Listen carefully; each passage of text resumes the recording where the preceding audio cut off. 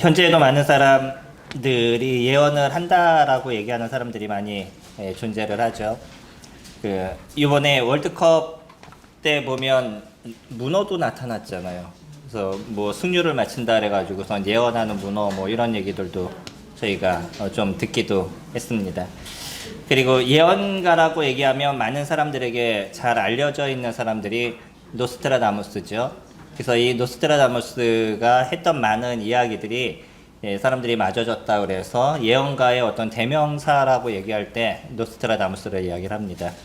근데 사실은 이제 그가 얘기했던 내용들을 어떻게 해석하느냐에 따라서 사실 조금씩 달라졌던 거예요. 뭐 나가사키에 떨어졌던 원자폭탄이라든지 뭐 몇 가지 아주 굵직한 이야기, 뭐 나폴레옹의 등장이라든지 이런 여러 가지에 대한 부분을 그가 맞췄다라고 얘기를 하는데, 근데 이게 맞은 건지 여러 가지 얘기 중에 그것이 있는 것처럼 사람들이 해석한 건지에 대해선 많은 사람들이 아직도 이야기가 분분합니다. 이제 가장 큰 문제가 뭐였냐면 1999년에 있을 지구의 종말에 대한 얘기였는데, 여전히 저희는 2024년을 지금 살아가고 있습니다.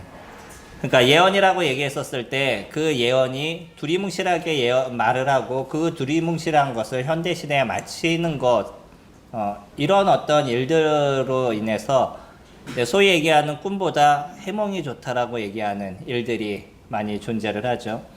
이런 것을 우리는 예언이다라고 얘기하지 않습니다.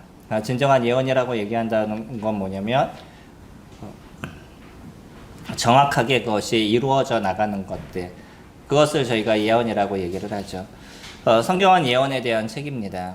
과거에서 했던 이야기가 현재까지 이루어져 나가고 있고, 또 현재는 아니지만 우리에게서는 과거이지만 한 1000년의 어떤 그 간극이 있는 그런 상황 속에서도 그런 것이 실질적으로 이루어져 나간 것들, 그건 이제 역사가 저희들에게 증명해 주고 있는 거죠. 문서로 그대로 남아 있는 거기 때문에 문서가 어떻게 이루어졌는지 그런 부분들은 확실하게 저희들에게 보여주고 있습니다.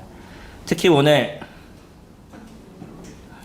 저희가 살펴볼 요한복음 19장에 대한 내용은 성경의 그 어떤 것보다도 우리에게 많은 예언들이 성취되어져 있는 것을 증명을 해주고 있어요. 그래서 오늘은 여러 군데를 조금 왔다 갔다 하면서 같이 저희가 성경을 보시게 될 겁니다. 조금 왔다 갔다 해서 정신은 없으시겠지만 왜 저희가 성경을 많이 피려고 노력하냐면 실질적으로 한번 보시고 생각해 보시라는 것이에요. 저희가 아는 것처럼 성경은 구약과 신약으로 나뉘어져 있습니다. 구약의 39권, 신약의 27권에서 총 66권이 성경으로 되어져 있죠.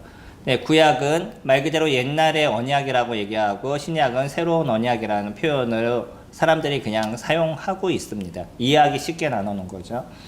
구약과 신약의 차이는 약 400년의 기간의 차이가 놓여져 있습니다. 구약은 한 1500년의 기간을 통해서 적혀졌다 그러면 신약은 약 100년의 기간을 갖고 적혀졌죠. 근데 구약에서 얘기했던 이야기가 신약에서 성취가 된다 그러면 최소 몇 년의 시간이 흘렀냐면 400년의 시간이 흘렀고요. 대부분 1000년에서 아니면 600년, 700년의 시간들이 흐르면서 이것이 성취되어 나갔었어요. 그 성취의 그 최고점이 어디냐면 예수 그리스도 그분의 죽으심과 관련되어져 있는 거죠. 그래서 오늘 우리가 살펴볼 예수 그리스도의 그 죽으심 속에서 이루어지는 아주 순간순간 이루어지는 그 예언의 성취들이 어떤 것인지 저희가 살펴본다 그러면 저희들은요, 성경의 사실이라는 것에 대해서 부인할 수가 없고요. 더 중요한 것, 그 예수 그리스도 그분이 왜 우리를 위해서 죽으셔야만 됐는지, 그 죽으심의 이유가 무엇인지를 저희들이 정확하게 생각해 볼 수 있는 그런 시간들이 되실 겁니다. 오늘 우리가 쭉 읽으면서 반복적으로 되어져 있는 글들을 기억하시겠죠? 어떤 말이죠? 어떤 얘기가 나오죠? 성경에 이르기를 성경을 응하게 하려 함이라, 뭐 이런 얘기가 계속적으로 등장을 하고 있죠. 다시 얘기하면 구약에서 얘기했던 그 예언의 말씀이 지금 이 짧은 구절, 저희가 보고 있는 17절부터 37절 사이에 얼마나 많은 것들이 이루어져 갔는지를 저희들에게 증명을 해주고 있습니다. 왜 이 사이에, 이 짧은 순간에 예수 그리스도 그분의 죽으심의 이 상황 속에 이와 같은 예언들이 다 성취가 되어야만 했는지, 우리는 이것에 대해서 조금 생각해 봐야 될 필요가 있는 거죠. 성경은요, 가장 중심적인 단어를, 그러니까 주제를 얘기한다 그러면 예수 그리스도라고 저희가 얘기할 수 있습니다. 예수 그리스도 그분에 대한 이야기를 적었기 때문에, 그러면 그분이 이 땅에 오신 목적, 그 목적의 최종적인 일들에 대해서는 정확한 증명들이 필요했었습니다. 당시 유대인들은요, 예수 그리스도 그분을 하나님의 아들로 인정하지 않았어요. 그러나 그분은 자기 땅에 왔다라고 얘기했죠. 요한복음 1장에서 보면 자기 땅에 오매 자기 백성이 그를 영접하지 않았다라고 이야기를 하고 있습니다. 그래서 유대인들은요, 자기의 왕이신 예수 그리스도 그분을 받아들이지 않았습니다. 그러나 지금 저희들이 성경을 보고 있는 사람들에게 왜 그분이 모든 인류의 왕이시고 진정 그분이 저희들이 하나님이신지에 대한 것을 정확하게 설명하셔야 될 필요가 있었던 거죠. 그래서 구약에서 있었던 일들, 그 많은 예언들이 신약에서 이 짧은 상황 속에서 어떻게 성취되는지를 저희들에게 보여주게 됐었을 때, 저희가 예수 그리스도 그분이 진정한 이 땅에 오신 메시아이심을, 우리의 구원자이심을 저희들이 믿을 수밖에 없겠죠. 지난주에 저희가 같이 살펴봤던 것처럼 빌라도는요, 포악한 사람임에도 불구하고 예수 그리스도 그분에게서 죄를 찾지 못했습니다. 아무리 그 사람이 포악한 사람이라 할지라도요, 죄를 없는 사람을 갖다가 죽이는 것에 대해서는 양심의 가책을 느끼는 모습이 있었을 겁니다. 사람이 아무리 포악해도요, 양심이라는 게 있잖아요. 근데 자기가 생각했었을 때 죄가 없다라고 생각하는데 이 사람을 죽여야 된다라고 생각하니까 마음 가운데 여러 가지 많은 고민이 있어서 그 예수 그리스도를 놓기 위해서 나름대로의 노력을 했었었죠. 하다못해 누구하고 바꾸려고 노력했냐면 밀란을 일으키고 많은 사람들을 죽여서 유대인들에게 있어서 고통을 주게 만들었던 바라바와 예수님을 교환한다라고 얘기한다 그러면 당연히 유대인들은 그 포악한 사람을 죽이고 예수를 놓겠다라고 얘기할 줄 알았었어요. 그래서 두 사람을 놓고 딜을 했는데 누구를 선택했죠? 유대인들은 예수님을 선택했습니다. 그것에 대해서 이 빌라도는 이해가 되지 않았었어요. 도대체 이 사람들이 왜 이런 선택을 하는지에 대해서 이해는 되지 않았지만, 그럼에도 불구하고 사람들이 예수를 십자가에 죽게 하소서라는 이런 외치는 소리가 빌라도의 입장에서 조금의 두려움으로 다가오게 된 거죠. 빌라도의 그 10년 가운데서는요, 이런 문제로 인해서 밀란이 일어나게 되면 자기에게도 문제가 발생하게 되니까, 그러면 그냥 그들이 원하는 대로 예수라는 사람을 내어주자라는 결정을 하게 됩니다. 그러지만 양심의 빌라도의 그 양심에서는 예수가 죽일 만한 사람이 아니라는 것에 대해서는 알고 있었어요. 근데 밀란으로 인해서 별 수 없이 밀란이 일어날까봐 그를 죽이게 됐었을 때, 그 빌라도의 마음에는 또 하나의 그 자존심의 상처를 입게 된 거죠. 자기가 저 사람들에게 밀려서 자기가 원하는 것을 하지 못한다라고 생각할 때 빌라도의 마음은 어땠을까요? 나름대로 기분이 많이 상했습니다. 그래서 살짝의 그들과의 신경전을 하게 됩니다. 그게 무엇이었냐면, 십자가에 매달게 됐을 때는 그 위에 그 사람의 죄목에 대해서 적게 되어져 있어요. 근데 그 죄목을 뭐라고 적었냐면,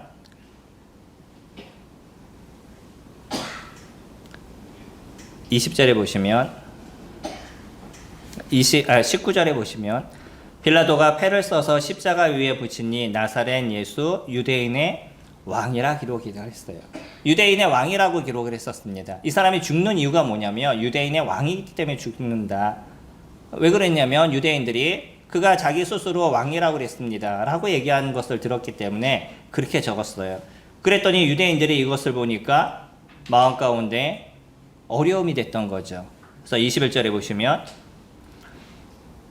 유대인의 대제사장들이 빌라도에게 이르되 유대인의 왕이라 쓰지 말고 자칭 유대인의 왕이라 쓰라 하니라. 자기 스스로 왕이라 그랬으니까 그렇게 쓰라고 얘기했어요. 그랬더니 빌라도가 뭐라고 얘기하냐면 22절에 빌라도가 대답하되 내가 쓸 것을 썼다 하니라 라고 얘기해요. 빌라도의 마음에는 자기의 자존심에 상처를 받고 나니까 자기가 쓰고 싶은 것을 쓰겠다라고, 여기에서는 물러쓰지 않았습니다. 놀라운 게 뭐죠? 빌라도는요, 자기 자존심의 문제였었어요.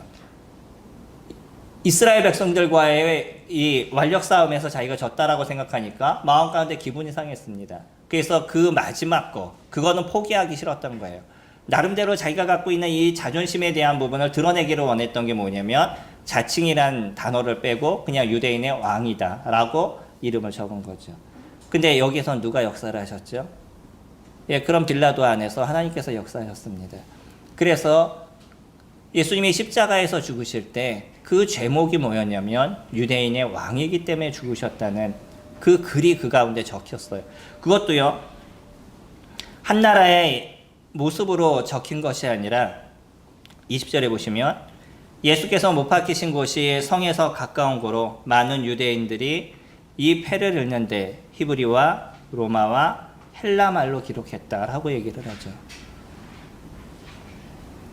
거기에서 그 근처에 있는 모든 사람들, 대부분 당시에는 로마가 지배했고 있었기 때문에 라틴어를 하는 사람들이 많았고요. 그러나 언어라고 얘기한다 그러면 가장 고급적인 언어가 헬라어였기 때문에 바로 이전에 세상을 지배했던 그 헬라 민족의 언어들이 많이 사용되고 있었던 그런 시점이었어요. 거기다 유대다 보니까 어떤 단어가 쓰이겠어요? 히브리어가 쓰이겠죠. 그래서 이 세 개 단어는 거의 세계 모든 사람들의 공통어로 쓰이는 지금 영어와 같은 그런 모습들을 가지고 있었던 거죠. 그 세 개의 단어로 유대인의 왕이라고 적었습니다. 많은 사람들이 그것을 봤어요. 어떤 사람은 예수 그리스도 그분이 거기에 달리신 모습을 보면서 예수님을 조롱하고 핍박하고 침을 뱉고 그러한 모습을 갖고 있는 사람들조차도 그들의 눈을 통해서 무엇을 보게 됐냐면 십자가에서 죽으신 그분이 유대인의 왕이라는 것. 다시 얘기하면 우리들의 왕이라는 것에 대해서 그들은 그것을 보아야만 했다는 거예요. 지금 저희들에게도 무엇을 얘기하고 계시는 거죠? 왜 예수라는 그분이 십자가에서 죽으셔야만 되는지, 우리가 지금까지 살펴봤던 것처럼 아무런 죄도 없는 그분이 왜 십자가에서 죽어야만 됐는지, 그것에 대해서 주님은 저희들에게 얘기하시죠. 우리들의 죄가를 그에게 담당시키셨다고. 그것을 이사야가 저희들에게 이야기를 해주고 있습니다. 이사야서 53장을 보면 거기에서 주님은 그렇게 표현하고 계세요. 우리 잠깐 넘겨서 볼까요? 구약의 이사야서 구약 1034페이지입니다. 이사야서 53장 6절, 구약 1034페이지. 이사야서 53장 6절 보시면 우리는 다 양 같아서 그릇 행하여 각기 제 길로 갔거늘 여호와께서는 우리 무리의 죄악을 그에게 담당시키셨다라고 얘기하죠. 세상에 있는 모든 사람들은요, 양과 같아서 자기중심적인 인생을 살고 자기가 하고 싶은 일을 하는 게 우리의 모습이라는 거예요. 그러나 하나님께서는요, 우리의 죄에 대한 대가를 누구에게 담당하셨냐면 예수 그리스도 그분에게 담당하셨다라고 얘기하시죠. 그래서 예수 그리스도 그분이 십자가에서 죽으신 겁니다. 이사야서 53장은 예수 그리스도가 어떤 분인지에 대해서, 그분이 어떤 고통과 어떤 어려움을 당할 것인지에 대해서 저희들에게 아주 정확하게 예언을 해주는 것이 이사야서 53장에 대한 내용이죠. 펼친 김에 같이 보실까요? 1절에 보면 그렇게 얘기합니다. 우리가 전한 것을 누가 믿었느냐? 여호와의 팔이 누구에게 나타났느냐? 그는 주 앞에서 자라나기를 연한 순 같고 마른 땅에서 나온 뿌리 같아서 고운 모양도 없고 풍채도 없은즉 우리가 보기에 흠모할 만한 아름다운 것이 없도다 라고 얘기하죠. 그 다음에요, 그는 멸시를 받아 사람들에게 버림받았으며 강고를 많이 겪었으며 질고를 아는 자라. 마치 사람들이 그에게서 얼굴을 가리는 것 같이 멸시를 당하였고 우리도 그를 귀히 여기지 아니하였다라고 얘기하죠. 고운 모양도 없고 풍채도 없었다라고 얘기해요. 그래서 예수님께서 죽으실 때 우리가 아까 읽어본 것처럼 요한복음으로 다시 넘어가시면 33절에 32절부터 보시면 군인들이 가서 예수와 함께 못 박힌 첫째 사람과 또 그 다른 사람의 다리를 꺾고 예수께 이르러서는 이미 죽으신 것을 보고 다리를 꺾지 아니하고, 세 명이 십자가에서 동일하게 죽음을 당했습니다. 근데 그 세 명 중에 이미 시간이 지나고 났더니 아직 사람이 죽을 만한 그런 상황이 아닌데 누구는 이미 목숨이 끊어지셨어요.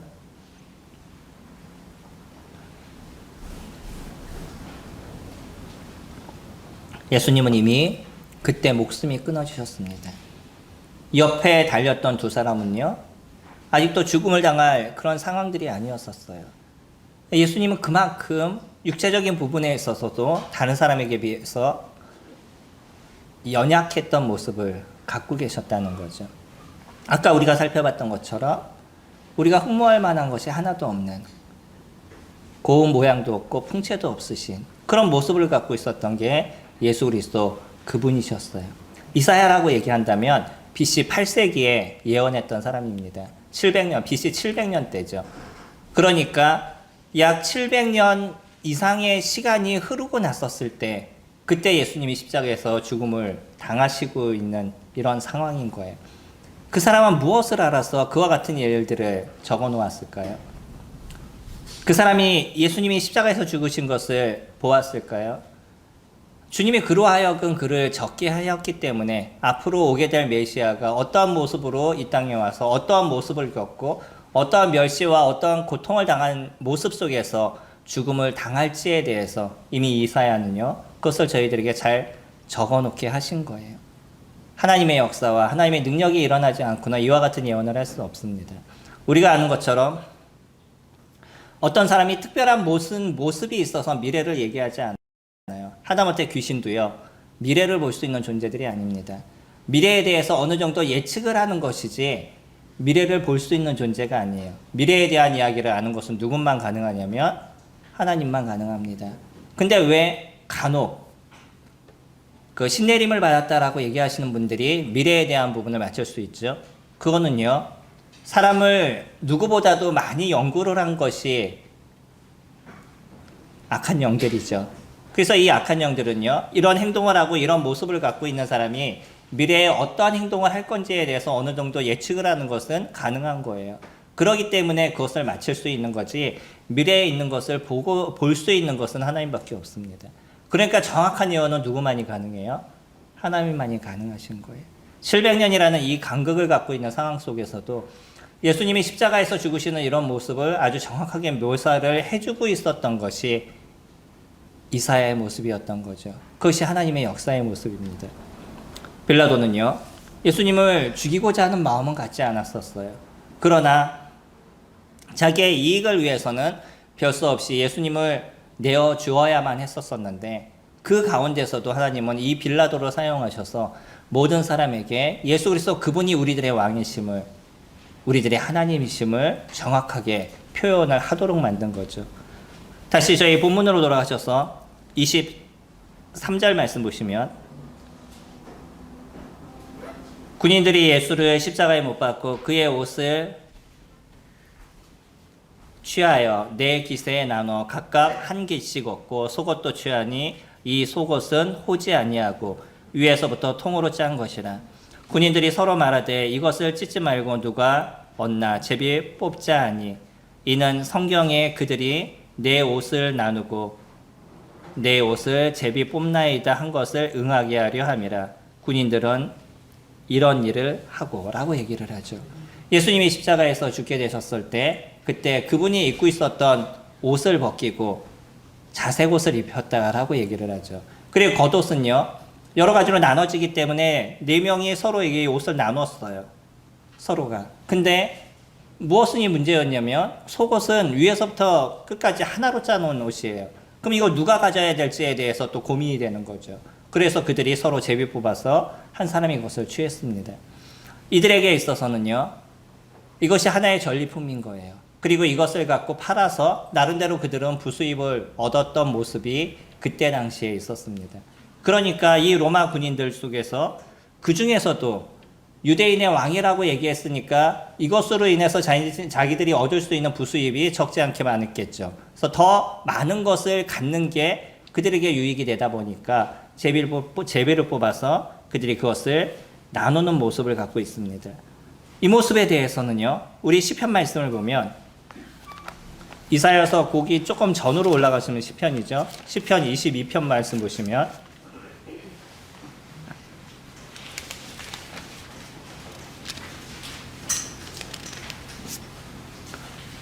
시편 말씀도 예수 그리스도에 대한 부분을 저희들에게 잘 설명해 주는 다윗의 글이에요. 구약 817페이지입니다. 구약 817페이지 시편 22편 18절 말씀 보시면 내 옷을 나누며 속옷을 제비 뽑나이다 라고 얘기를 하죠. 그들이 옷을 나눴어요. 그리고 그 속옷을 정확하게 제비를 뽑았습니다. 놀랍지 않으시나요? 시편 중에서 22편은 다윗이 썼다라고 우리에게 알려져 있습니다. 다윗은 BC 1000년대 사람인 거예요. 1000년의 간극을 갖고 있는 모습이에요. 근데 이것이 예수님이 십자가에서 죽으시는 모습에서 정확하게 그것이 이루어져 나간 거죠. 또요. 저희 28절 말씀 보시면 물론 이 자체가 어떠한 그 영적인 의미가 있느냐 이것은 중요하지 않습니다. 다만 무엇이 더 중요한 것이냐면 예수 그리스도 그분이 구약에서 얘기하신 그 메시아라는 것에 대해서 정확하게 설명하기 위해서 이와 같은 일들을 저희들에게 보여주고 있는 거예요.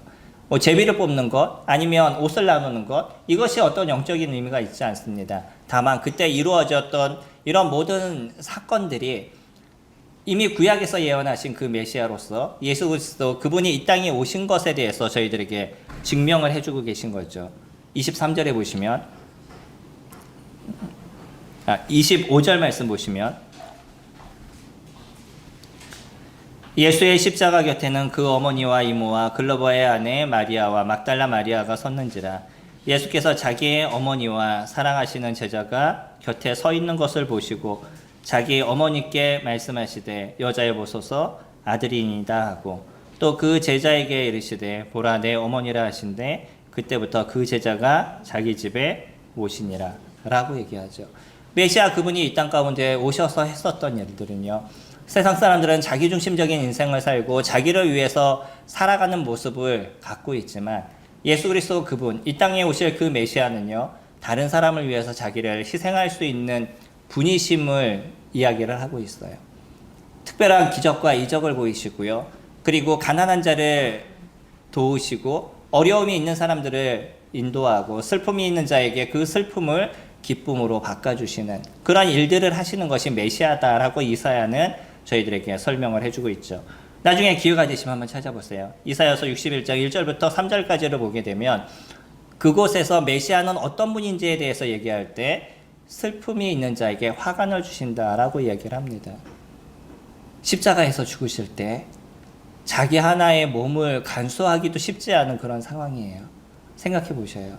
머리에 가시멜 혈관이 씌우고 양손에 못이 박히고 다리에 발에 못이 박혔어요.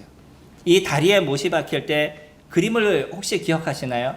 예수님이 십자가에 죽으시는 그림을 보면 다리에 그 못을 박고 그 밑에 받침대를 대잖아요. 왜 받침대를 대는지 아셔요? 안 되면 미끄러지니까 더 이게 체중이 더 많이 쏠리니까. 그럼 체중이 더 많이 쏠리면 더 아플 거잖아요. 근데 왜 거기다 받침대를 대는지 아세요? 일찍 죽지 말라고. 그 받침대를 통해서 조금 더 버티라고. 이 십자가가 엄청난 고통의 모습입니다. 이 고통을 줄 수 있는 모든 것을 거기다 다 만들어 놓은 거예요. 전쟁을 하게 되면 전쟁에서 승리하게 됐었을 때 포로들을 잔인하게 죽이는 모습이 당시의 관행의 모습이었었어요. 그래서 이 십자가를 만들어 놓은 그 이유도 아시리아에서 처음 시작이 됐다라고 전해져 내려오는데 그렇게 십자가를 해놓은 이유가 가장 잔인하게 사람을 죽이고요. 그 잔인한 모습을 적들이 보고 두려움을 갖게 하기 위해서 만들어 놓은 게 십자가였는데 이것이 나중에 로마의 형틀로서 쓰여지게 된 거죠. 많은 사람에게 진정한 고통을 오랫동안 느끼도록, 죽지 않고 느끼도록 만들어 놓은 것이 이 십자가의 모습이었어요. 그래서 다른 죄수들은요, 거기에 달리게 됐었을 때 고통만 당하고 서서히 죽어가고 있었던 거예요. 그 고통을 그분이 당하셔야만 하는 이유가 무엇이겠어요? 하다못해 그 잔인한 사람도 예수 그리스도 그분을 통해 그분 안에서 죄를 찾지 못하겠다라고 이야기를 하는데 왜 죄 없으신 그분이 그곳에서 그와 같은 고통을 당하셔야만 하셨다는 거죠. 우리가 아까 읽어봤던 것처럼 이사야는요, 그 이유를 저희들에게 설명합니다. 우리는 다 양 같아서 그릿 행하여 각기 제 길로 갔거늘 여호와께서는 우리 무리의 죄악을 그에게 담당시키셨다라고 얘기하죠. 인간이 자기 중심으로 살아가고 자기만을 위해서 살아가는 저희들, 각기 제 길로 가는 저희들의 모습을 갖고 있지만, 그러나 하나님께서는요, 우리들의 죄가를 예수 그리스도 그분에게 담당시키심을 통해서 우리들의 죄에 대한 문제를 그곳에서 해결하시기 위해서 이미 창세전부터 그것을 계획하시고 준비하시고, 이스라엘이라는 그 오랜 역사를 통해서 그분이 어떤 분이 이 땅에 오실 것이고 그 분이 어떻게 십자가에서 죽으실 건지에 대해서 정확하게 성경에 저희들에게 예언을 해주고 있으신 거예요. 우리가 너무나 믿지 못하니까, 우리가 너무 그것을 인정하지 않으려고 그러니까 이스라엘의 오랜 역사를 통해서 그 중간중간 계속 예수 그리스도가 어떤 분이신지, 이 땅에 오실 메시아가 어떤 분인지에 대해서 계속적으로 저희들에게 이야기를 해주고 계시는 거죠. 그 죽음의 고통에 있으시면서도 누구를 보셨냐면 자기의 육체의 어머니신 마리아를 바라보게 되고요. 이 마리아의 입장에서 예수님이 십자가에서 죽을 때 얼마나 고통이 되시겠어요. 자기 그래도 내 아들인데, 물론 마리아의 마음 가운데는 두 가지 양가 감정이 함께 있지만 나의 메시아이시기도 하시고, 그리고 또 나의 배로 낳은 나의 아들인데 그 아들이 십자가에서 죽는 모습을 보게 될 때 그 엄마의 마음 가운데 얼마나 찢어지는 고통과 아픔의 마음이 있겠어요. 그런 마리아를 마지막까지 챙기신 게 예수님께서 하신 일입니다. 전 가끔 예수님이 십자가에서 죽으실 때 하셨던 말씀을 십자가상의 7원이라고 얘기를 해요. 7번 이야기를 하십니다. 십자가에 달리시게 됐을 때. 그 속에서 나온 이야기 중에 왜 이 두 가지 이야기가 들어갔나라는 고민을 오랫동안 한 적이 있었어요. 다른 이야기는 꼭 필요한 부분들을 저희가 갖게 되는데 왜 여기에서 여자여 보소서 아들이니다 라고 얘기하고 자기 어머니에게 그 다른 아들, 자기의 사촌동생인 그 요한을 소개시켜주면서 이제 이 아들이, 이 요한이 당신의 아들이 될 겁니다 라고 왜 이와 같은 얘기를 하고, 요한에게는요 보라 내 어머니다 라고 얘기해서 둘을 맺어주는 일을 왜 그 십자가에서 꼭 하셔야만 했는지, 그것에 대해서 그렇게 깊게 생각은 해보지 않았습니다. 그 이유가 뭘까라는 고민은 했었지만 답을 찾지를 못했어요.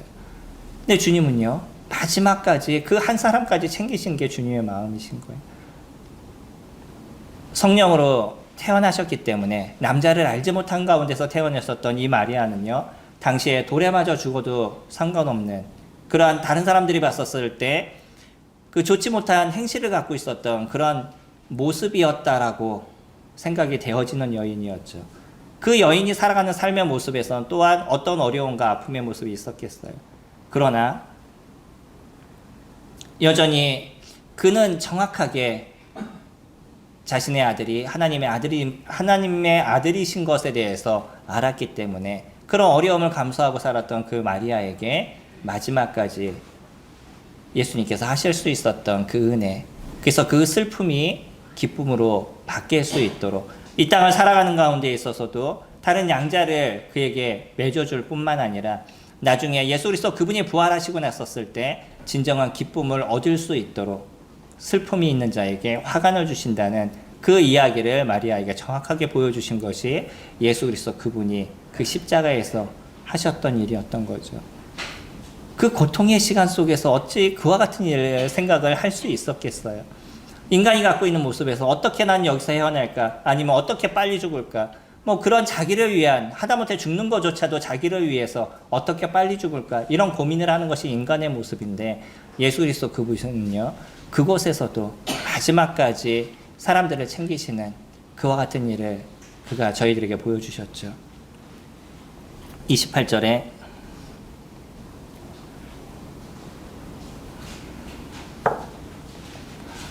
그 후에 예수께서 모든 일이 이미 이루어진 줄 아시고 성경을 응하게 하려 하여 이르시되 내가 목마르다 하시니 거기 신포도주가 가득히 담긴 그릇이 있는지라 사람들이 신포도주를 적신 해면을 우슬초에 메어 예수의 입에 대니 예수께서 신포도주를 받으신 후에 이르시되 다 이루었다 하시고 머리를 숙이니 영혼이 떠나가시니라.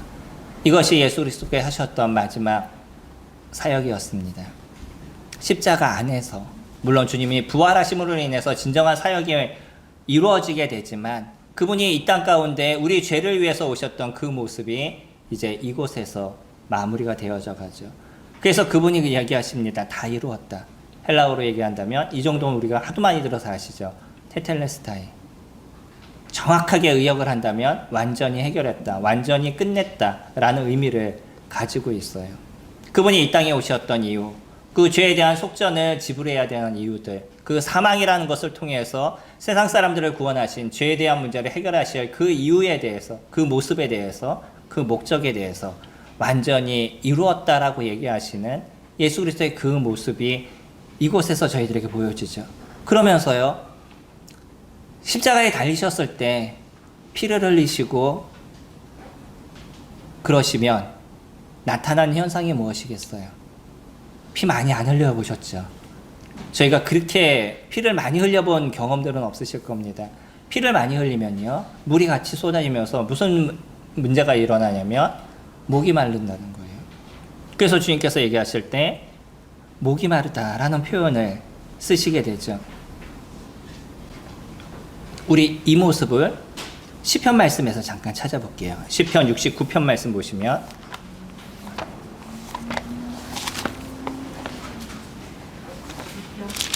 시편 69편 말씀 보시면 시편 69편 21절 보시면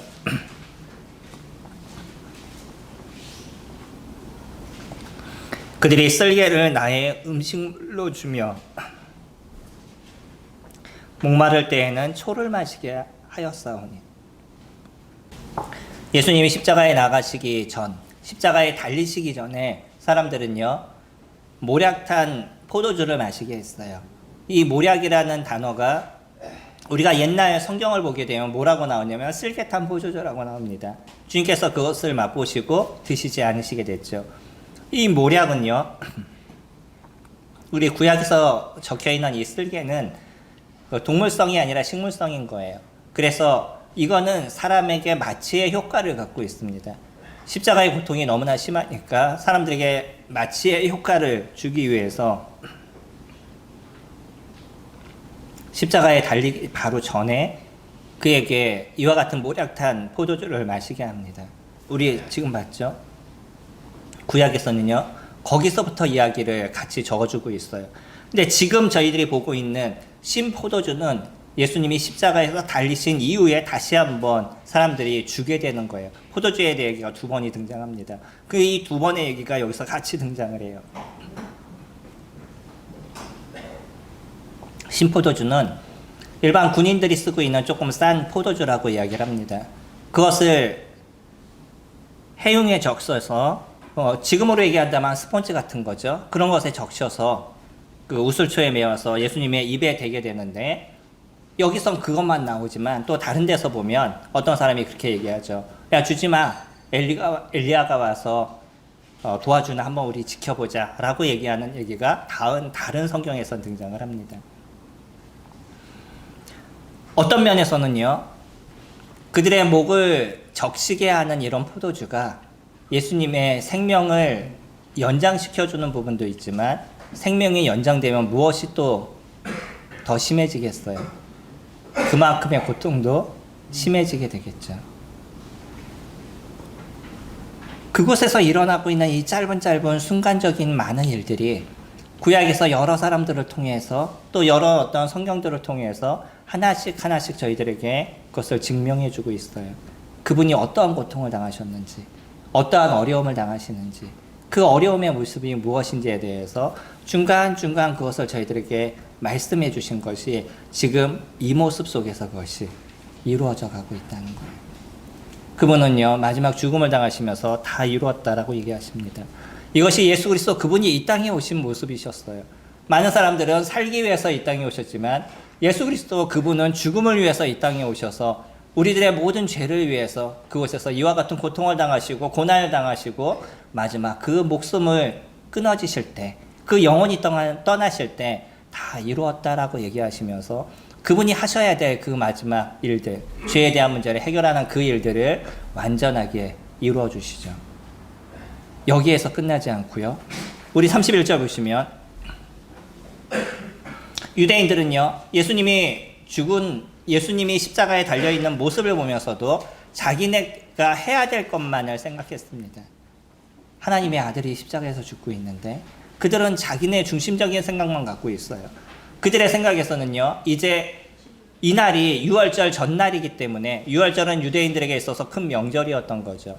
그 유월절에 시체를 달아나서는 안 되기 때문에 이들이요, 그 시체를 내려달라라고 얘기를 합니다. 31절에 이날은 준비일이라 유대인들은 그 안식일이 큰 날이므로 그 안식일에 시체를 십자가에 두지 아니하려 하여 빌라도에게 그들의 다리를 꺾어 시체를 치워달라 하니 군인들이 가서 예수와 함께 못 박힌 첫째 사람과 또 그 다음 사람의 다리를 꺾고 예수께 이르러서는 이미 죽으신 것을 보고 다리를 꺾지 아니하고 그중 한 군인이 창으로 옆구리를 찌르니 곧 피와 물이 나오더라. 이를 본 자가 증언하였으니 그 증언이 참이라. 그가 자기의 말하는 것이 참인 줄 알고 너희로 믿게 하려 함이니라. 그 일이 일어난 것은 그 뼈가 하나도 꺾이지 아니하리라 한 성경을 응하게 하려 함이라. 또 다른 성경에 그들이 그 찌른 자를 보리라 하였느니라. 유월절은요, 예수 그리스도 그분을 예표하는 모습입니다. 유월절에 이스라엘 사람들을 위해서 어린 양이 죽임을 당하는 일이 첫 번째 시작이 됐었죠. 출애굽 때. 그때 어린 양을 죽여서 그 피를 받아서 문설주에 이렇게 바르고요. 그 피를 볼 때에 그 어둠의 사자가 지나간다라고 얘기를 했었어요. 그러면서 무엇을 얘기하셨냐면 그 어린 양의 뼈를 하나도 꺾지 말아야 될 것. 그것에 대해서 하나님께서 그들에게 제정해 놓으셨습니다. 근데 놀랍게요, 그 모습이 어린 양이신, 유월절의 어린 양이신 예수 그리스도 그분 안에서 이것이 이루어져 나가죠. 3명이 달렸는데 아직 죽을 만한 상황이 아니에요. 그러면 이들이 십자가에서 내려놓으면 도망을 갈 수도 있으니까 그들의 다리를 완전히 꺾어놔서 도망을 가지 못하도록 했습니다. 예수님도 다리를 꺾으려고 왔더니 이미 목숨이 끊어진 게 맞어요. 근데 거기서 그냥 냅두면 안 되잖아요. 그러니까 이 사람들이요, 확인 사살을 하기 위해서 창으로 그 옆구리를 찔렀어요. 저는 의사가 아닙니다. 그렇기 때문에 그 의학적인 부분은 잘 알지 못해요. 근데 그 옆구리를 찌르게 됐었을 때 어떤 장기들을 건드려 놓으면 그 안에서 모든 물이 다 흘러내린대요. 지금 여기서 얘기하는 것처럼 모든 물과 피가 다 흘렀다라고 얘기를 하죠. 예수 그리스도의 그 보혈의 피, 사람의 생명이 피에 있으므로 피가 죄를 속한다는 레위기 17장의 그 말씀처럼 피 흘림이 없음즉 죄사함이 없다라고 얘기하는 히브리서 9장 22절 말씀처럼 예수 그리스도 그분이 십자가에서 그 모든 물과 모든 피를 다 흘리심을 통해서 우리가 갖고 있는 이 죄가에 대한 모습이 어떻게 그곳에서 해결되고 우리들의 죄의 문제가 어떻게 깨끗해졌는지를 정확하게 저희들에게 보여주고 있어요. 물론 예수님이 죽으심을 통해서만 했어도 저희들의 죄에 대한 문제가 해결되는 것이 문제가 되지 않았습니다. 그러나 예수님은요, 그곳에서 하실 수 있는 모든 것을 저희들에게 보여주셨어요. 몸이 갖고 있는 모든 피를 그곳에 다 흘리게 하셨고 고통을 당하는 걸 감하지 않기 위해서 마취제를 마시지 않으시고 마지막까지 그 아픔과 모욕과 고통을 다 감내하셨던 것이 주님께서 하셨던 거죠. 우리 출애굽기 말씀 볼까요? 출애굽기 12장 보시면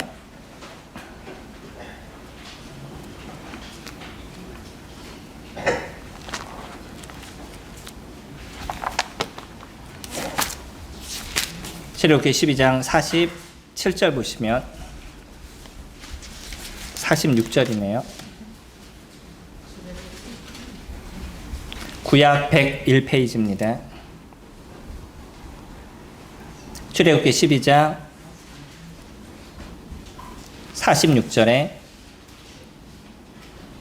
한 집에서 먹되 그 고기를 조금도 집 밖으로 내지 말고 뼈도 깎지 말지며. 어떤 뼈도 건드리지 말라라고 얘기하죠. 그의 유월절에 양이 되시는 그 중심적인 예수 그리스도 그분이 그곳에서 그대로 뼈가 상함이 없이 죽물당하시는, 다른 데선 또 정확한 표현들이 나오지만 우리가 어떤 면에서 봤을 땐 유월절의 어린 양이신 예수 그리스도 그분을 이곳에서 보는 것이 더 정확한 예언의 모습이 될 겁니다. 이뿐만 아니고요. 스가랴서 한번 볼까요?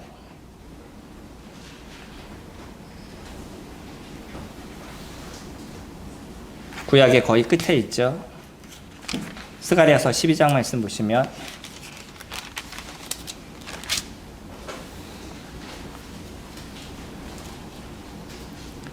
12장 10절에 구약 1324페이지입니다. 구약 1324페이지.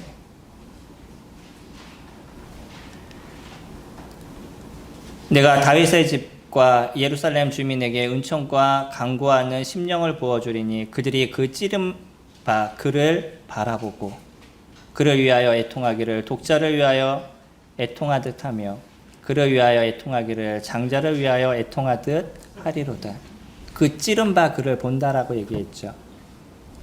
예수 그리스도 그분을 찔렀던 그 사람도요, 나중에 예수 그리스도 그분이 이 땅에 오시게 될 때 정확하게 그 예수 그리스도를 자신의 눈으로 보게 될 겁니다. 그 사람이 주님을 믿었는지 믿지 않았는지 저희는 정확하게 알 수 없어요. 그러나 분명한 건 뭐냐면 그가 애통을 하는데 장자가 죽은 것 같이 애통한다는 것은 자기가 했던 그 행동이 어떠한 문제였는지, 그것이 어떠한 큰 패역함의 모습이었는지를 예수 그리스도 그분이 진정한 왕으로서 이 땅 가운데 오시게 되는 그날에 보게 될 겁니다. 이거는 앞으로 이루어질 일들인 거죠. 보세요. 이 짧은 모습 속에서 얼마나 많은 부분들이 예수 그분이 메시아라는 것을, 예수 그리스도 그분이 우리들의 왕이시라는 것을 정확하게 표현하고 있는지, 십자가에 단순히 죽으신 그것이 아니라 그 모든 것의 엑기스로 성경에 집약적으로 그것을 저희들에게 보여주고 계셔요. 그러면서 주님은 저희들에게 얘기하시죠. 유대인으로 왕으로 오신 그 예수가 너희들의 왕이 되고 있느냐라는 것이. 아직 주님을 알지 못하시는 분이 계신다 그러면 오늘 정확하게 기억하시기 바랍니다. 예수 그리스도 그분은요, 우리의 죄가를 위해서 이 땅 가운데 오셨어요. 죄의 삭은 사망이라고 하나님께서 정해놓으신 그 죄에 대한 값을 해결하시기 위해서 죄가 하나도 없으신 예수 그리스도 그분이 십자가에서 죽으시면서 저희들의 죄에 대한 문제를 그곳에서 완전하게 해결해 주시고 이제 우리들이 하나님께 갈 수 있는 길을 열어주셨어요. 만약에 이와 같이 예수 그리스도 그분이 십자가에 죽으심의 일들이 이루어지지 않았다 그러면 어떤 누구도 하나님의 자녀가 되는, 아니면 의인이라고 부를 수 있는, 아니면 하나님 나라에 갈 수 있는 이런 길이 저희들에게 열릴 수가 없습니다. 이건 어떤 우리의 수고와 노력과 우리가 맨날 기도하고 맨날 울부짖고 우리의 모든 재산을 다 주님 앞에 드리고 그런다 할지라도 이루어질 수 있는 일이 아닌 거예요.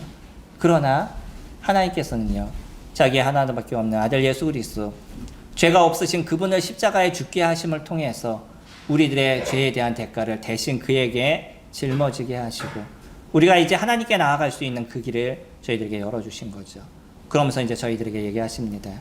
그분이 너희들의 왕이라는 것을, 그분이 너희들의 주라는 것을, 그런 왕이신 예수 그리스도를 우리가 영접한다면, 그래서 요한복음 1장 12절에서 얘기하는 것처럼 영접하는 자 곧 그 이름을 믿는 자들에게는 하나님의 자녀가 되는 권세를 주시겠다라고 얘기하신 것처럼 그 예수 그리스도를 저희들의 마음의 구주로 영접하게 된다 그러면 저희들에게 하나님의 자녀가 되는 권세를 주시겠다는 거예요. 이거는 감정적인 것이 아닙니다. 내가 예수님을 영접했으니까 내 마음에 어떤 변화가 확 일어나고 내가 예수님을 믿었으니까 그 순간 뭔가 무슨 느낌이 확 일어나는 그런 것이 아니라 우리가 의지를 갖고 주님을 선택하라는 것이에요. 이제 너희들이 모든 것을 보았니? 성경이 얘기하고 있는 모든 것을 너희들이 들었니? 그렇다고 그러면 너희가 나를 선택해야 돼 라고 얘기하시는 거예요. 이건 의지적으로 저희가 주님을 선택하는 겁니다. 저희가 그렇게 예수 그리스도를 저희들의 주님으로 선택하고 그분을 영접하고 그분을 의지하게 됐었을 때 하나님께서는요 우리에게 하나님의 자녀가 되는 권세를 주시겠다. 이건 하나님의 영역 속에서 저희들에게 이루어 주신 거죠. 너희가 그 은혜를 인하여 믿음으로 말미암아 구원을 받았나니 이것이 너희에게서 난 것이 아니야 하나님의 선물이라. 행위에서 난 것이 아니니 누구든지 자랑하지 못하겠다라고 얘기하신 것처럼 이런 구원의 은혜는요 하나님께서 저희들에게 선물해 주시고 하나님께서 저희들에게 주시는 거지 저희들이 취하는 것이 아니라는 거예요. 다만 저희가 이러한 하나님의 은혜, 십자가에서 이루신 예수 그리스도의 그 사랑과 은혜를 저희들이 기억하고요, 그 사랑 속에서 제가 이제 예수 그리스도 그분을 위해서 그분과 함께 살아가는 삶을 살아가겠습니다. 예수 그리스도 그분이 저의 주가 되시고 예수 그리스도 그분이 나의 하나님이 되십니다 라는 고백이 우리에게서 나오게 될 때 그때 하나님이 저희들의 주님의 자녀가 되는 은혜를 주시겠다라고 약속하셨습니다. 뿐만 아니라 이제 믿는 크리스찬들이 그분이 우리들의 왕이시고 그분이 우리가 주라면 우리는 무엇을 위해서 살아가야 될까요? 단지 내가 오늘 하루를 살아갔는데 나를 도와주세요. 내가 오늘 하루 살아갔는데 조금 편하게 해주세요. 우리는 그러한 기도를 할 만한 그러한 어떤 속에서 살아가는 그런 존재들이 이제는 아니라는 거예요.